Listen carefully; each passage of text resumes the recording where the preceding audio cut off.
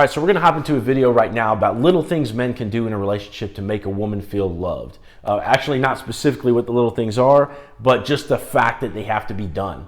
So what John Gray says in the book, Men Are From Mars, Women Are From Venus, basically says that, one rut that men tend to typically fall into is this idea of, if we're doing our duty, as a husband, as a father, in terms of bringing home the bacon, providing, protecting, etc., that is sufficient enough to serve as a demonstration of love to our partner.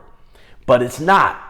And he shares the story from a seminar that he was hosting about this couple where the guy was a doctor, the woman was a stay-at-home mom, and she felt like he didn't love her, and he couldn't figure out what the problem was. And really what came to light was that his mentality was that, hey, I just opened a new clinic, I've doubled my income, and we have this beautiful home, we go on great vacations, I'm doing what I have to do. Why is it that she feels like that I don't love her? Because the bottom line is, like, he was being faithful for his work. Think about it. It's not like he was fucking around on the job. It's not like he was trying to go holler at a bunch of other girls with all the money he was making or whatever. He was being faithful to the family. He just wasn't demonstrating love in the way that the partner needed to receive it, right? And so John Gray helped this guy to realize that, look, you got to do little things, right? You got to have conversations with your wife. Hey, how are you feeling? Back rubs, flowers every once in a while. Little demonstrations, right? Hey, I folded your laundry for you. These little things that take thoughtfulness and effort, right? Thoughtfulness and effort to demonstrate that you're thinking about the partner and that you're actually feeling something to them. You can't be this checked out, emotional moneymaker or non-emotional moneymaker. Like, you've got to be present, right? And so one thing he said in the book, and I like this little metaphor, is that, just like your car has a gas tank, women have a love tank. Get your mind out of the gutter. I know what you're thinking. So women have a love tank, and it's got to be filled up with these little demonstrations of thoughtfulness and effort from time to time. And I would go so far to say it's not just women like that. Ideally, if you're completely in love with your partner and you're enamored with them and you love talking to them, they're intellectual, they're deep, they're fun, they like to go on adventures, etc. Like, you're gonna want to be connected to this person, right? If you choose the right person to begin with, you shouldn't even really fall into this rut of disconnection. But again, I'm not a doctor. I don't own a clinic. I've got no clue as to, I have run a fairly high level business before, but I don't know what it was like to be in that guy's shoes. So I'm not going to judge.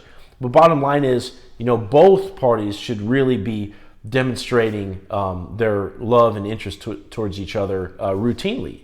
But especially for men, because we are more guilty in general of doing this more so than women are. Women are a lot more thoughtful and caring typically. They're the nurturers typically. And this is a reminder to men. So I thought that was a cool little tidbit I'd share out of the book. Now, wrapping that up, one other thing I wanted to share with you is that years ago, I ran a full-time crime scene cleanup business. I actually still have one on the side, but from 2005 to 2010, I had employees and ran a business, and then I got out in 2010. But during that time, I ran a fairly successful media campaign for the company. The reason I'm bringing this up is because that experience that I had during that time, we got in Fortune Small Business Magazine, the LA Times. We were on several radio spots. We were on the rock station in Atlanta. And we had a lot of attention, so I'm bringing this experience to the table for a lover and a fighter. I'm really excited about this. So actually, very soon, you're probably going to see me on some radio spots, probably going to see me maybe in some television stuff, like morning shows or whatever, and just sharing, what I have to share in these videos, right? I want to give people the knowledge that I've got from the dating world and bringing it into relationships, and I want to see people come together in a really epic way and have epic fucking relationships. So anyway, I am currently sending out emails to media contacts, and my guest pitch, I think, and I'd like y'all's input on it if you're watching this, is USMC vet / crime scene cleaner turned dating coach. because I think that'll give an opportunity for me to kind of tap into military stories and stories from cleaning up crime scenes, which is really unique, and have all that material to talk about, and then segue into the dating stuff. And it's a really weird segue, but I think it'd be attractive to people in the media. So let me know what your thoughts are. If you have a better angle than I can pitch to, say, people in magazines or radio, TV, etc., drop it in the comments. I'd love to hear what you think the angle would be.